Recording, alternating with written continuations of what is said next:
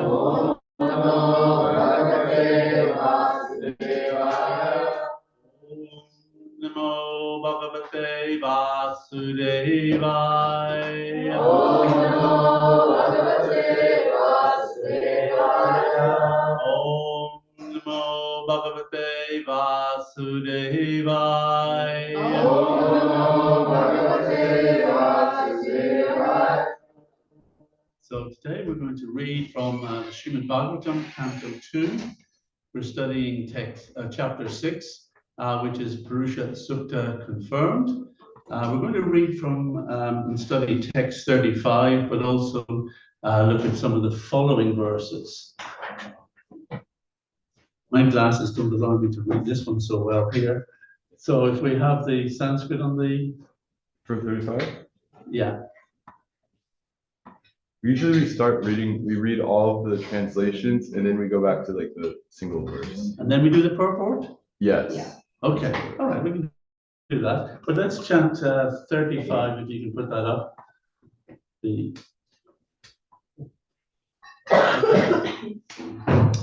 do first a word by word for each line. Soham. Soham. Oh, no. Keep it on the Sanskrit. Samam nayamam mayas. Samam nayamam Tapomayam. Tapomayam. Soham samam nayamanayas. No, sorry, let me try that again. Soham samam nayamayas. Tapomayam. Soham samam nayamam Tapomayam. Sorry, I missed a syllable there. This is a 14 syllable meter. Soham samam nayamayas tapomaya. Soham samam nayamam Tapomaya. Prajapatinam abhivantitapati. Prajapatinam abhivanditapati. Ashtaya yogam nipunam samahitas. Ashtaya yogam nipunam samahitas. Tam nadya gaccham yata atma sambhava.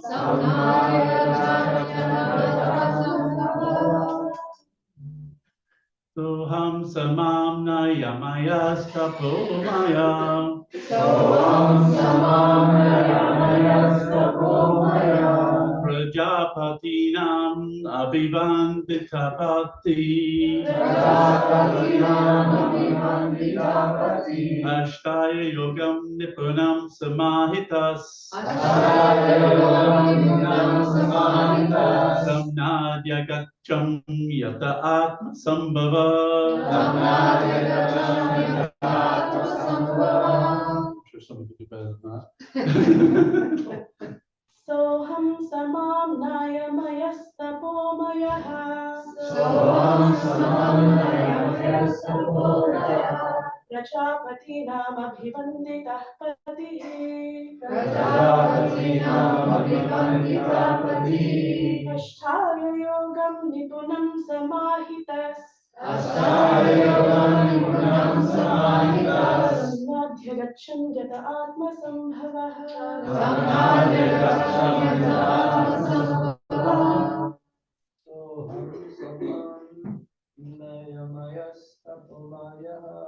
Soham samam nayamayas tapomaya.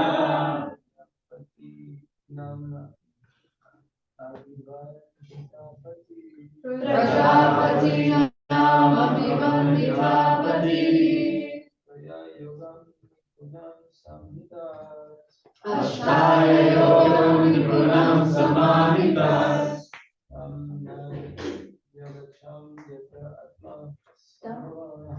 Tamnadya gaccham yata atma sambhava. Soham samam nayamayas tapomaya. Soham samam nayamayas tapomaya. Prajapatinam abhivanditapati. Prajapatinam abhivanditapati. Ashtaya yogam nipunam samahitas. Ashtaya yogam nipunam samahitas. Tamnadya gaccham yata atma sambhava. Tamnadya gaccham yata synonyms, word for word. Use it together. Okay. Saha, myself, the great Brahma, Samam Maya Maya, in the chain of succession of days. Tapamaya, successively having undergone all austerities. Prajapatinam, of all the forefathers of living entities. Abhivandana, worshipful. Pati, master. Ashtaya, successfully practiced. Yoga, mystic powers. Nibbana, very expert. Samahita, self-realized. Param, the Supreme Lord. Na, did not. Adhyayasham, properly understood. Yatha, from whom. Atma, self. Sambhava. And the translation? Although I know it, wait, let's do it together. Okay, yeah.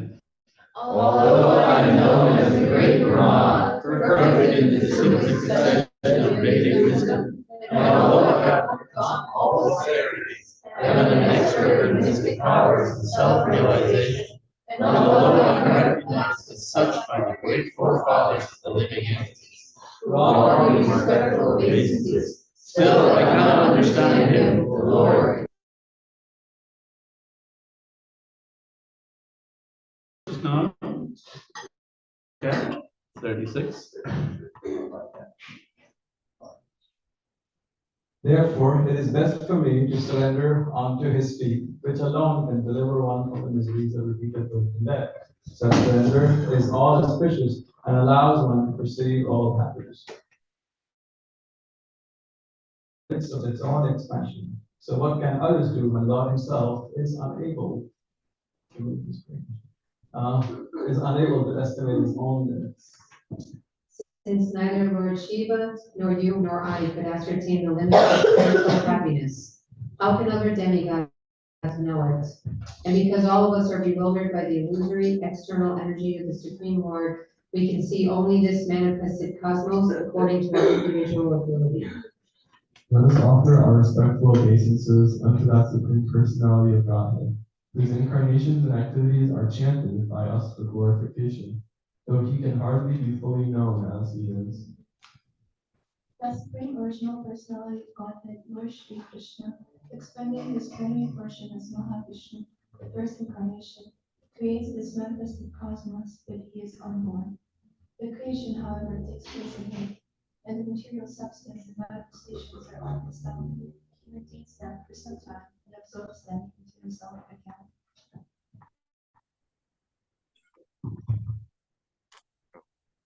The personality of Godhead is pure, being free from all contaminations of material tinges. He is the absolute truth in the embodiment of full and perfect knowledge. He is all-pervading, without beginning or end, and without rival. O Narada, O great sage, the great thinkers can know him when completely freed from all material hankerings, and when sheltered under undisturbed conditions of the senses. Otherwise, by untenable arguments, all is distorted, and the Lord disappears from our sight.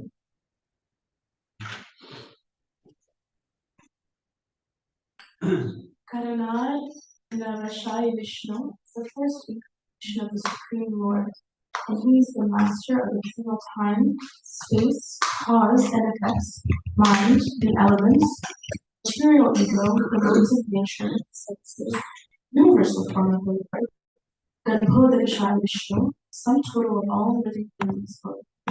And when sheltered under undisturbed conditions of the senses. Otherwise, by untenable arguments, all is distorted, and the Lord disappears from our sight.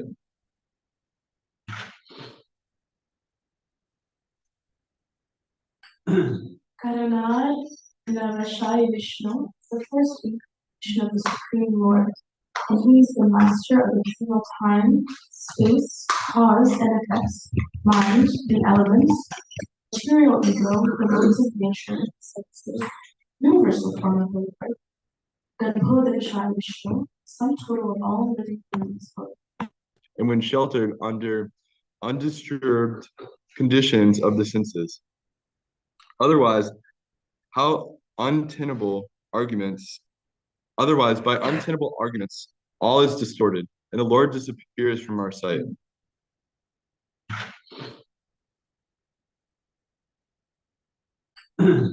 Adonai Navashai Vishnu, the first week.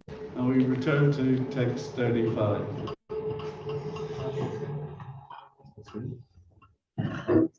I've changed it like 5 times.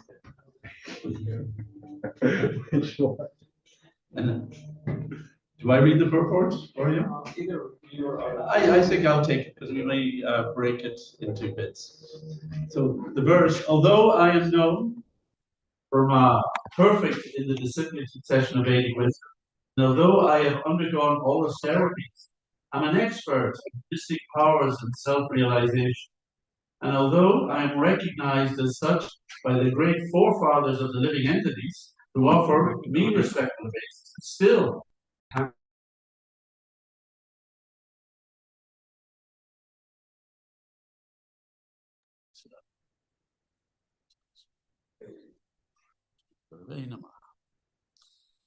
studying this part of the Srimad Bhagavatam takes me back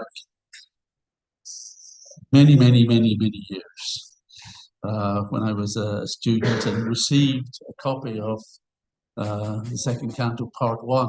In the old days, when that's the way they were done. Beautiful picture at the front of the deities, and tried to read these sections on my own, and I found it very bewildering.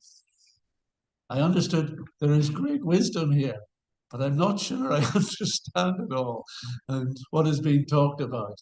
So these are very deep sections of the Srimad Bhagavatam, and it is important we study them together. And this section, Purusha Sukta confirmed. Purusha Sukta is a set of verses, famously in the Rig Veda, but it's also found in other parts of the Vedas and Aranyakas, the Upanishads, and so on. So it's a very well-known set of verses which lay out this understanding of the Vedantic understanding of the Supreme Personality of Godhead and how creation takes place. And therefore, what these 10 verses are trying to say is, try and understand who we're meant to worship and the extent of the personality and the potency and the just immensity of his features, that it is practically unfathomable. So Brahma is recognizing his own inability. He's, in one sense, praising himself, it sounds like, but it's not praise of himself, because he's saying, even though you might think I've got all these incredible qualities, all the qualifications for being a seer, a sage, the wisest person in the universe, the guru of everyone. Still, he says, when it comes to Krishna, what can I know? There's still too much. And I'm reminded of the story of the philosopher. He's walking along the beach, seas lapping in. It's a lovely morning. His head, he's deeply meditating on reality and, the cosmos and everything and how everything could fit together. And he's trying to formulate these theories in his mind about how it all works. And he's going to understand the nature of our existence and what could be beyond. And he comes upon a little kid. Child is busy, very busy. He's dug a hole in the sand and he gets his little bucket. He's going out into the sea, scooping up the water and bringing it back, pouring it into his little hole. So again, takes some more, pours it in the hole. And of course, some of it soaks away, so he's got room to pour some more. Takes some more. And the philosopher goes, hello, what are you doing? He says, I'm trying to get all of the sea and pour it into my hole. And the philosopher, cute kid, very nice. Yeah, you just keep on trying. Ha ha ha ha. Silly childish idea. Then he realizes That's just what I've been doing. I've been trying to pour the immensity of reality, God, into my tiny little brain and mind. I'm as foolish as that kid, maybe more so. So this is the warning that is here. We have to try to understand our situation. It's not that we can't know anything, but we need guidance, and we have to understand that we are being given a description which is probably the best we're going to get to in our current state. But then we must try to develop our awareness and our consciousness and our ability to comprehend God to ever greater levels. But will we ever understand Krishna in completion? Not a chance. And that's exciting. That's not a negative. It means it's always expanding your awareness of Krishna, your knowledge of him, your attachment to him, and ultimately your love for him and your relationship with him. It can never reach a limit. That is the amazing thing. So let's look at some of the text. These verses really seem to be in two parts. There's this first section of verses that seem to really establish this aspect of how do we know God. And then the second aspect is dealing a little bit again with the creation, because that's the important thing about the Purusha Sukta. It's trying to give us just a vision of the immensity of what is going on in this creation. See, as humans, we keep liking to reduce everything to our own little world. That's one way we become the master. Because if everything that I'm really concerned with, and ultimately everything I really kind of think about, is reduced to all those things that I interact with on my daily basis, my home, my work, few friends, little things like that, then I can conceive of myself as the master of all that. I am in control. I am the enjoyer of all this facility. So we tend to do that as part of the ahankar, as part of this ego that I can be the center of existence. So that's our natural tendency. And when we hear about philosophers and scientists speculating and coming up with all sorts of ideas, and even in this verse, in this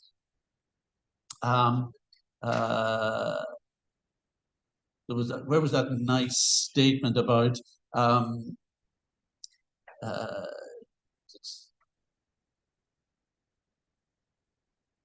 one of the verses where it was saying we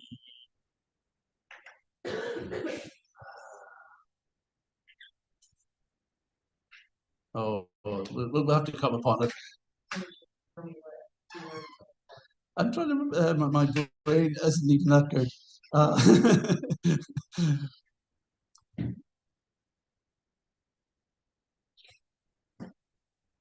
I thought it was the end of this. Oh, okay, I'm sorry.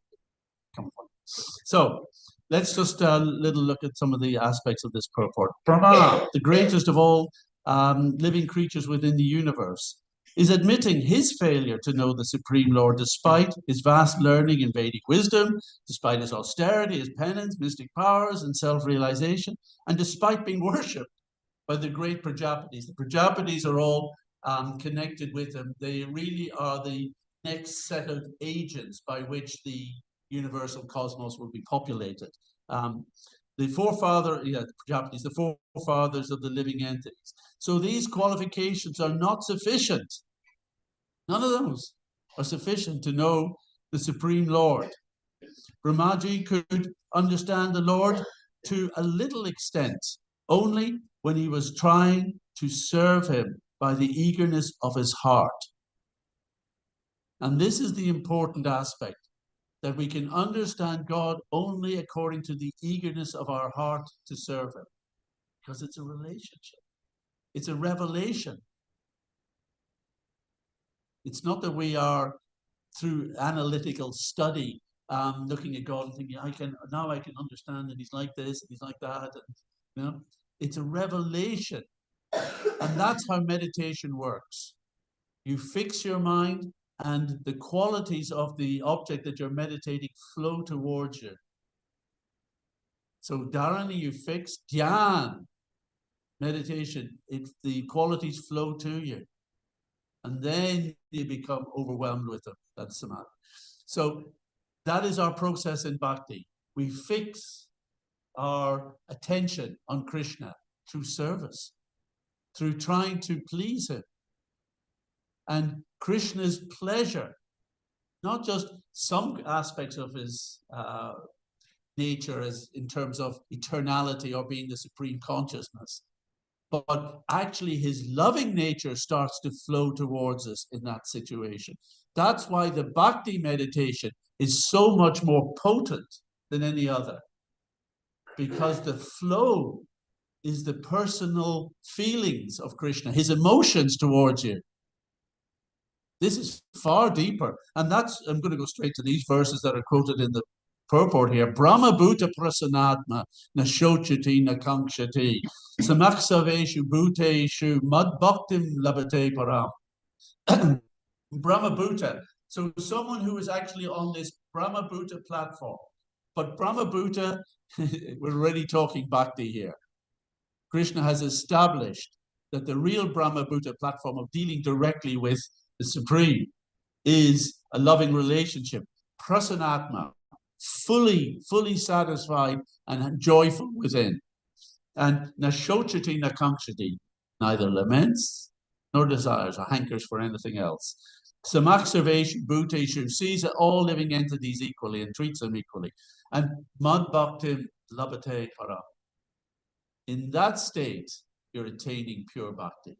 So in one sense, he's building up, Krishna is describing the properties, the qualities that lead to this state of Brahmabhuta engaged in bhakti. And then this verse, which substantiates the point that Krishna is willing to reveal himself. Bhaktya mam abhijanati. By bhakti, only by bhakti, mam abhijanati, can I be understood. So Krishna is revealing himself through this.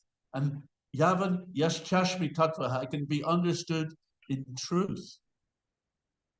Not just a few qualities, but actually in terms of his personal nature, of his real being. What is on offer in Krishna consciousness is the opportunity to interact with that supreme personality and to sense his emotions, to feel his love directly in our hearts. Tato mam tattvato gyatva, and having known me in this way, vishate tadanantara, one enters back into that supreme relationship. And Prabhupada makes sure that we understand this word vishate, and he covers this in the purport. He is not talking about when we enter, it's not the monistic Mayavad idea of the personalist that I just become merged with Krishna, I enter into him. No, it's entering into this relationship in his supreme world. It's a very different thing. Individuality is eternal, but that doesn't mean we're stay exactly, we don't retain our own, our kind of some of the miserable aspects of our own psychologies, you know. I mean, we all kind of look at ourselves and think, oh, there's definitely aspects of me I'd love to change, you know. I definitely don't always act nicely to others, or I don't act well for myself, and I'm, you know, I'd love to change myself.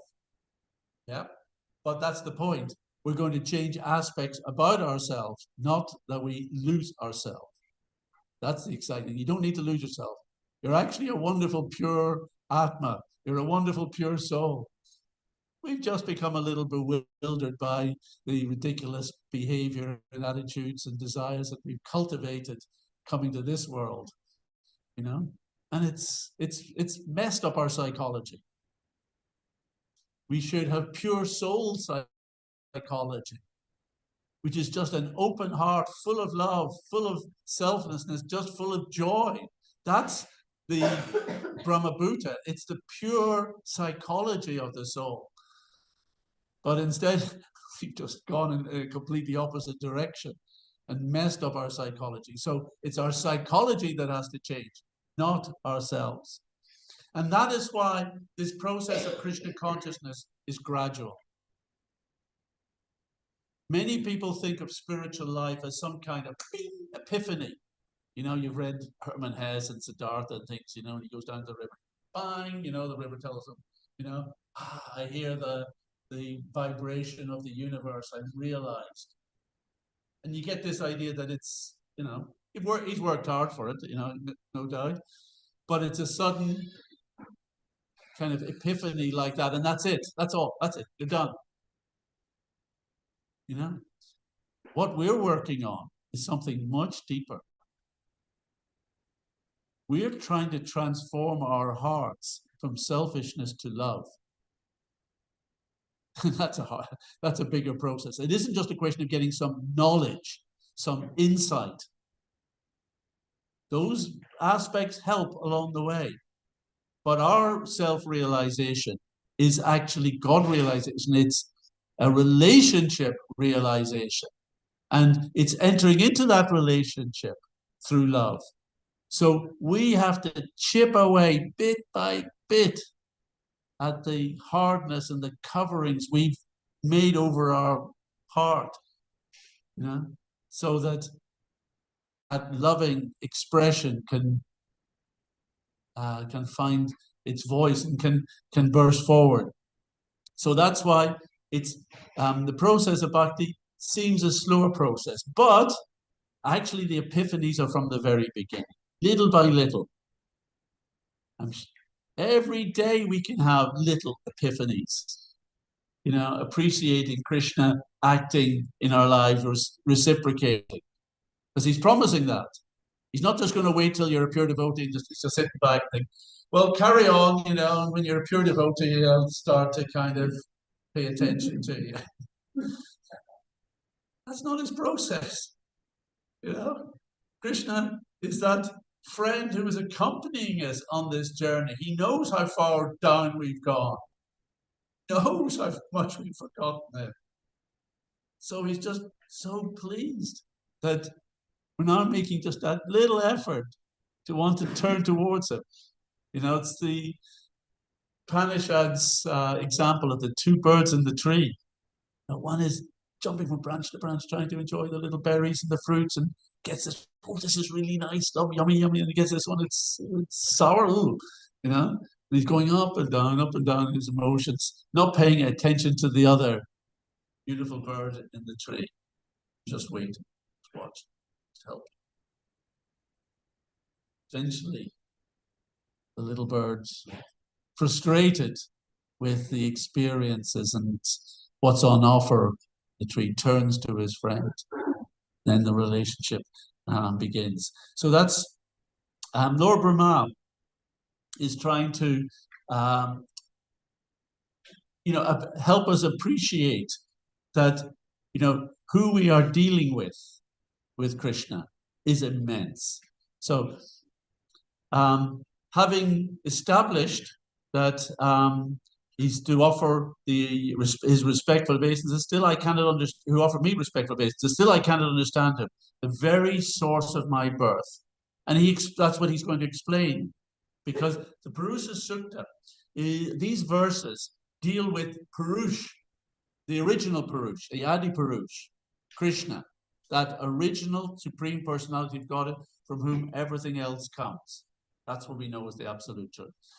But it also refers to the Purusha, who is the Virat Purush, the Virat Rupa, who manifests Brahma's birth. And that's, I think you've had a few verses describing the appearance of the Virat Purush originally in this chapter. And at the last cosmological conference that we did here in Gainesville, I kind of offered a little presentation on how that Virat Purusha manifests. And it's interesting, it's actually an amazing description that the body of this Virat Purusha is the aggregate of all the desires and karma and destinies of all the jivas destined for this universe. It's this part of just karma and destiny, you know. So it's information. That's the information that is going to generate the universe. Because what is the universe for? It's fulfilling all those desires and karmas, one way or other, in this place and that place, in higher planetary system and lower planetary system, in this body and that body. We're going to hear about all these others, you know.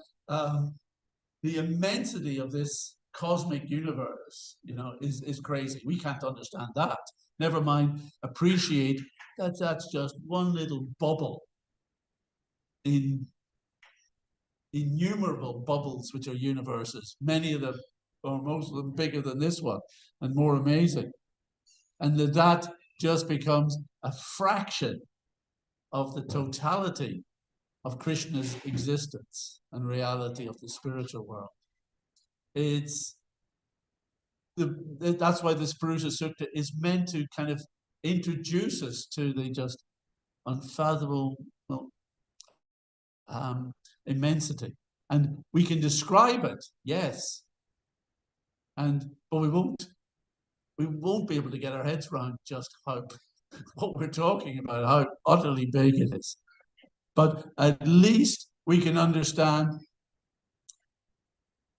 it's immense, and I shouldn't think that I'm going to get a quick explanation. And that really was the first statement I was looking for here, where he talks about people try, you know, the philosophers, and they will try to find something to explain everything.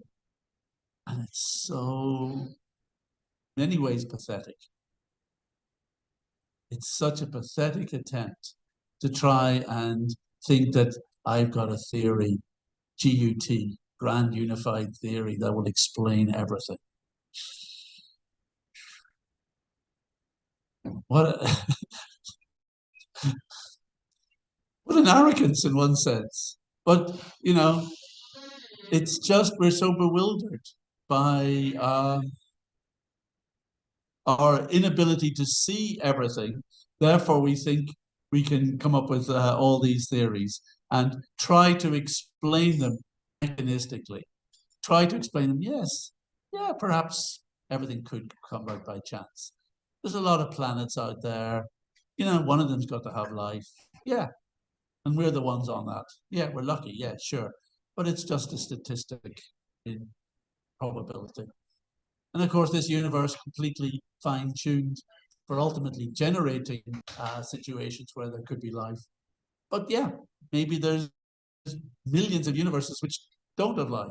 So that's it, you know. They're all just popping out, and you know, we're the one situation that have got it. And of course, on this planet, humans are the most intelligent, and out of all humans.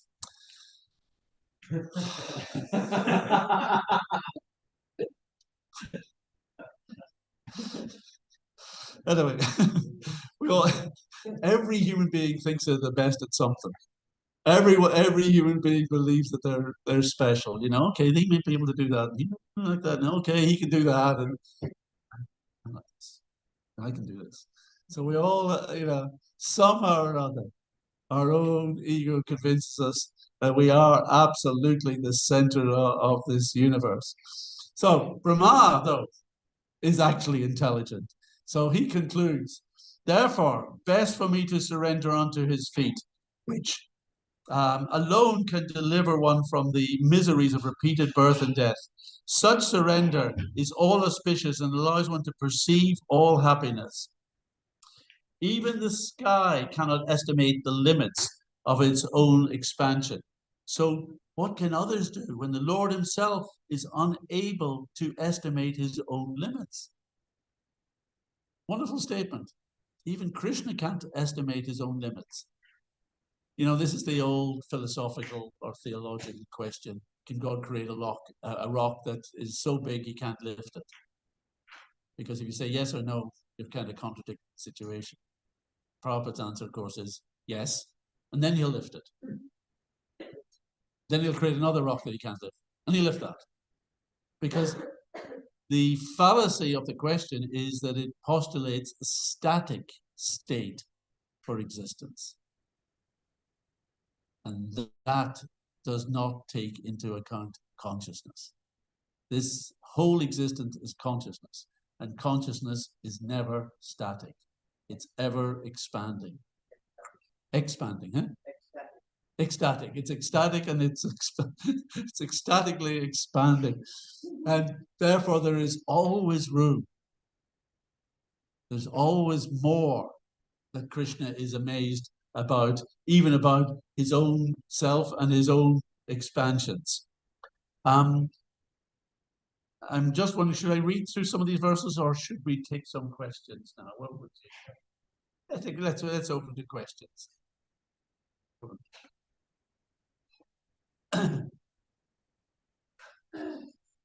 Hare Krishna Prabhu, thank you for class. You were saying that we can only understand Krishna through the eagerness in our heart to serve him, not through just gaining knowledge. So how do we become more eager to serve? The way we become eager about anything is to give it a go, taste it, and then we become not just convinced theoretically that this is nice, we actually become, we hanker after it then. You know, if there's been some new taste that you have been introduced to, you know, try this flavor of ice cream, it's ecstatic. Never tried it, but can't tell you, you try it and go, so next time I want that one. Yep. Next time we're off down the, yep, we're getting that one. You know? So you taste it, you try it. We're not saying we shouldn't study. We have to study, we have to know, because the more we know about Krishna as revealed by others who love him and who know him, that's what the Bhagavatam is all about, then the more we can understand how to make that experiment for ourselves, how to make the effort to try out devotional service, the right mood, the right way that will open us up to tasting it quickly and consistently. That's the thing.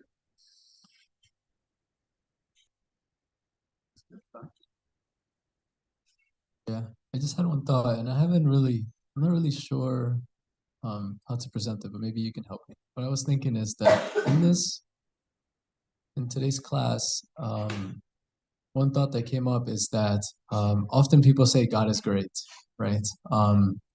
And it just happened to me, it just like came up that just learning or hearing today's class, Srila Prabhupada's personality, like when he says it, you know, God is great, like how much he actually is aware because of his relationship to Krishna. Like I can say to somebody, yeah, God is great, right? So when I hear someone else say it, my interpretation is just my limited, or maybe I just see it as like however limited I can be. But then Srila Prabhupada having like such awareness of his relationship with Krishna, of the Srimad Bhagavatam, that he can say like, yeah, they think they're gonna try to figure it out. Anyway, it was just like it opened my eyes to like the personality of Prabhupada and like how great he also is. It was just very interesting.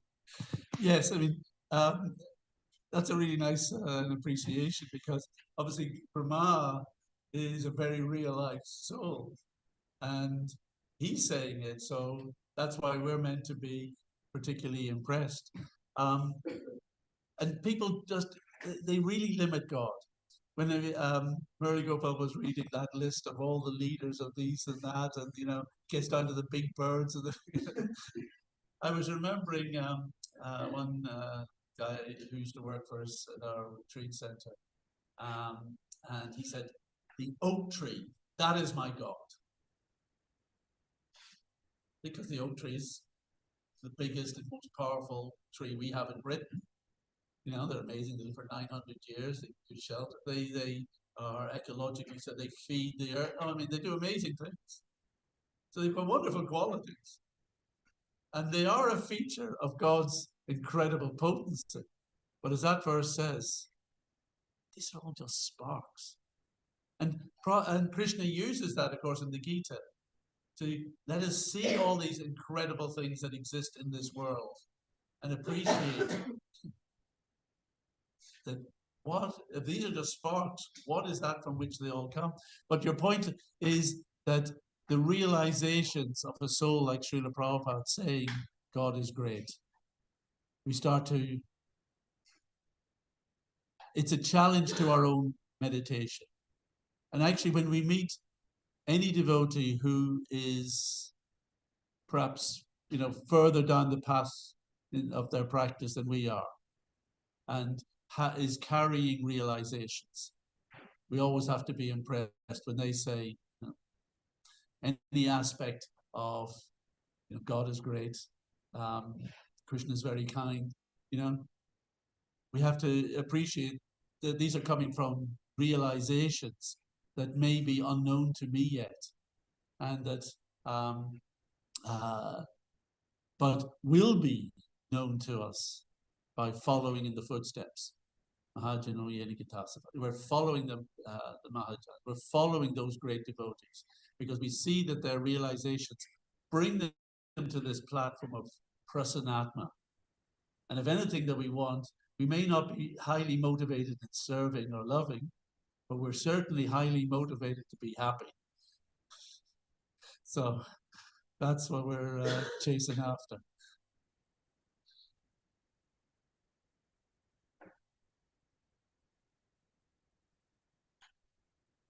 Hare Krishna Prabhu, thank you so much for the class.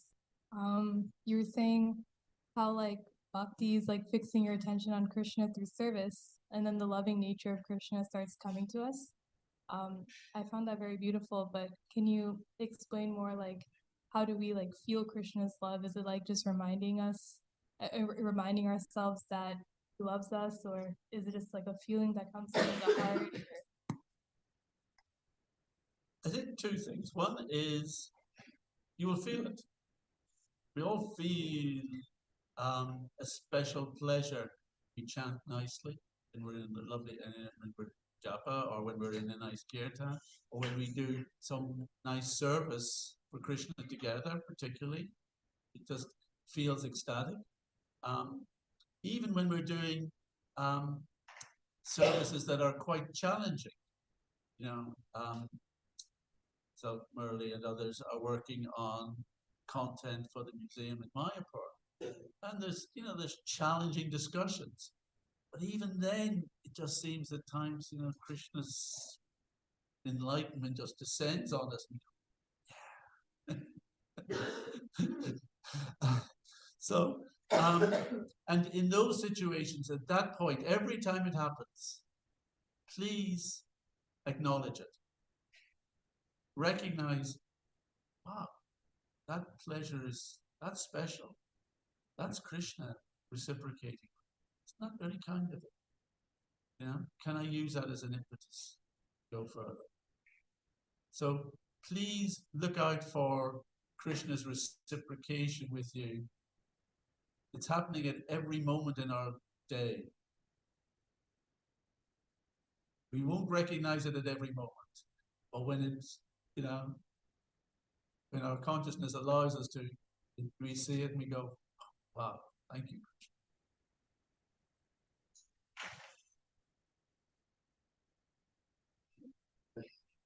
I'll just speak. I always love hearing you talk.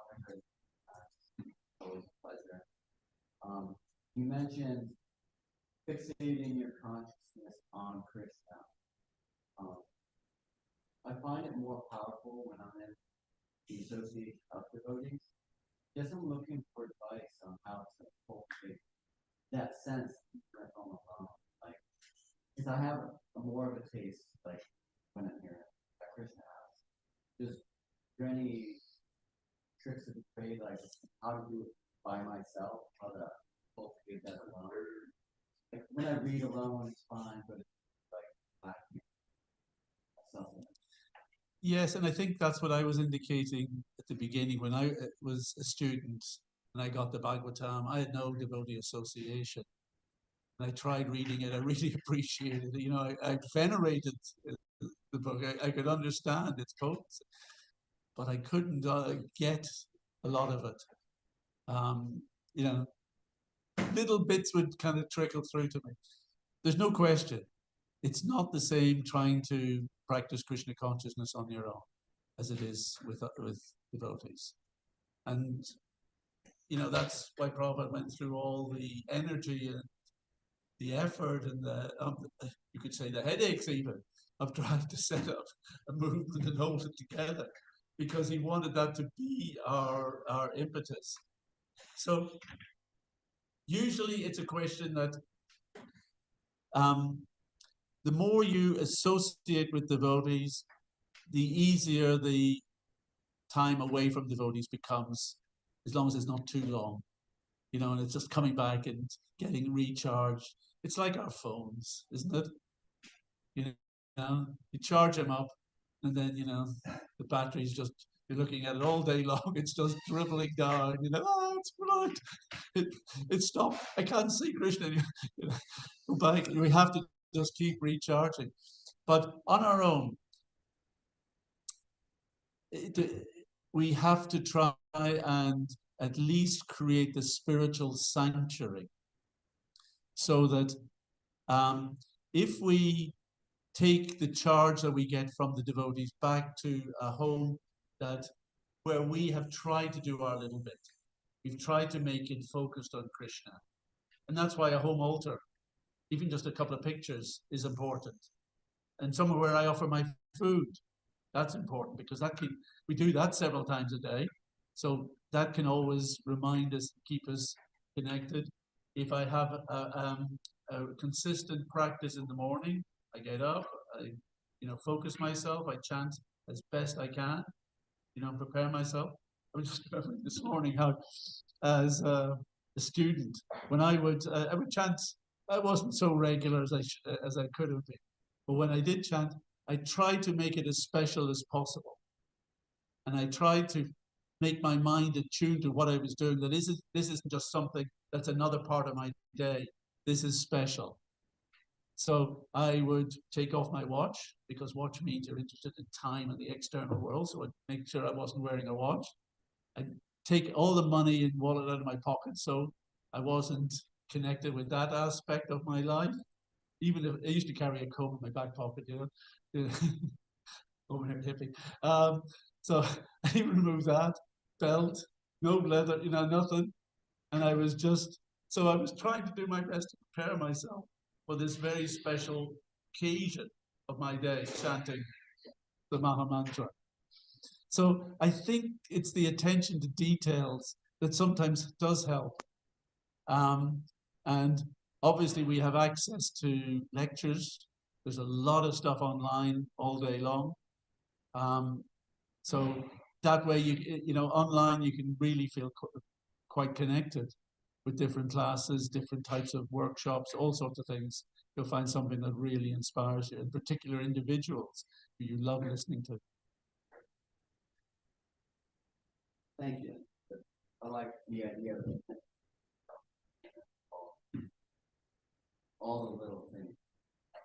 Do you have any thoughts on, because it makes me think of Carl Jung's consciousness of like happening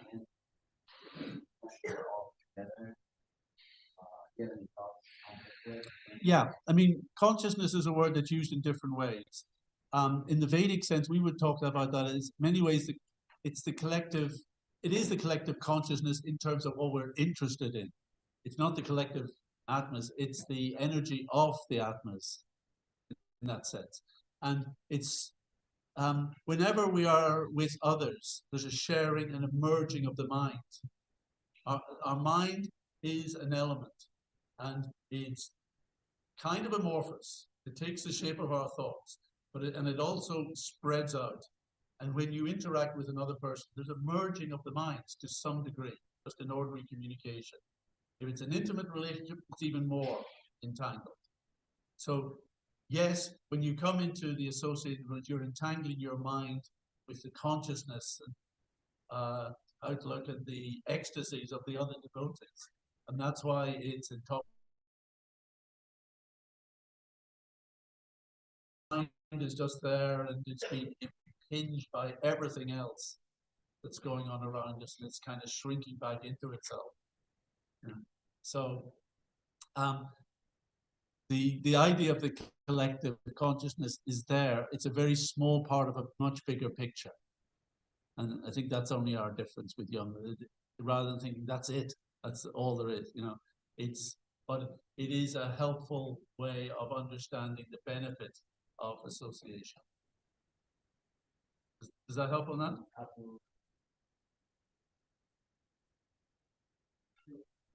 You gotta go. Sorry, Krishna. I'll sit here for a couple more minutes, but then I gotta back to. Thank you very much. Glory to Srila Prabhupada. Grantaraj, Srimad Bhagavatam. Ki Jai.